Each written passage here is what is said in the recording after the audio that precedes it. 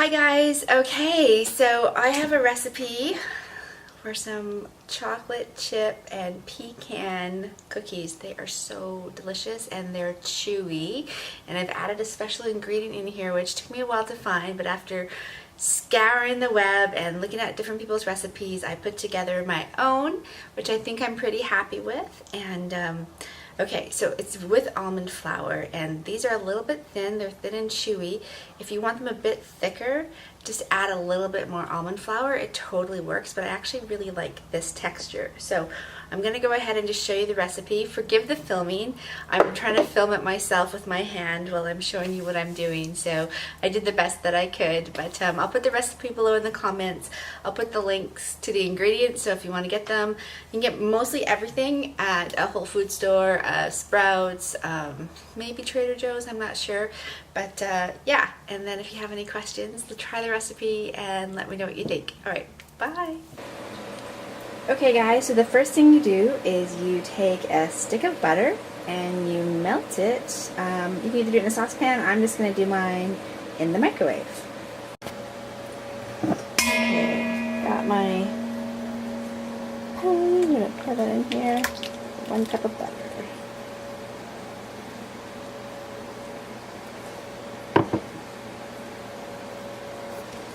And then we need to add a 1.5 cups of almond flour.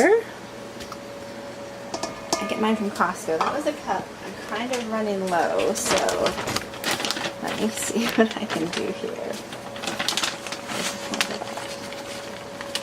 That's like the other half cup.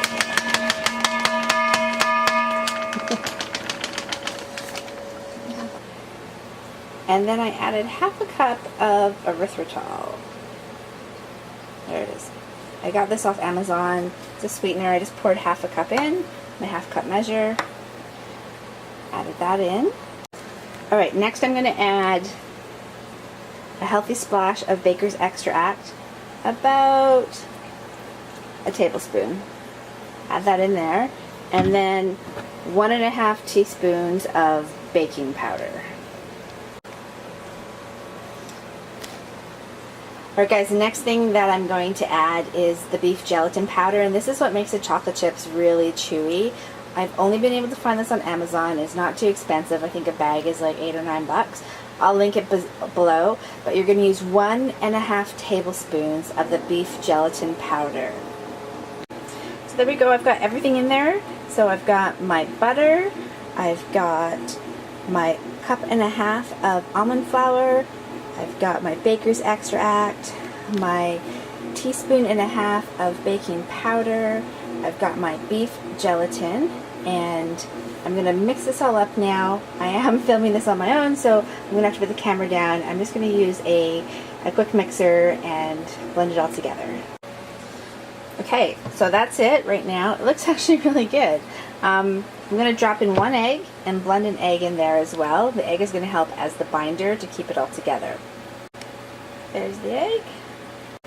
You can see here that the egg is all mixed in now. I actually added 2 eggs because I had really small eggs. So either 1 large egg or 2 small eggs. And it's definitely got the consistency of cookie dough. Now what I'm going to add is a pinch of salt. I use sea salt, Himalayan pink sea salt. I'm going to add a 1/4 cup of chopped up pecans. Put that in there.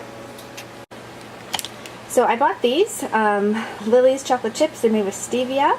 I have bought them online on Amazon, and I've also seen them at Sprouts. So I just added 1/2 cup into the bowl, and I'm going to mix it all up. Okay, so here's a cookie dough. Looks just like cookie dough. Yum. I'm going to go ahead and preheat my oven to 350 degrees while I prepare my cookie sheet on a piece of parchment paper, and I'm just going to use an ice cream scoop to scoop out the cookie dough and place it on the paper. Okay guys, I just wound up using a spoon to place them on there. And have a look here on the parchment paper.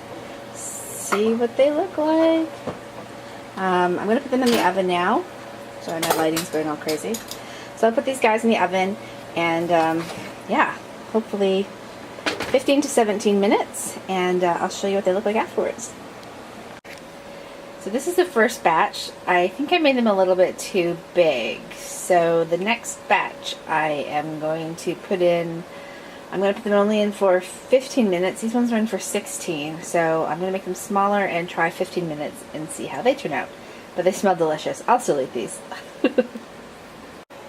Alrighty, this is batch number 2 going into the oven.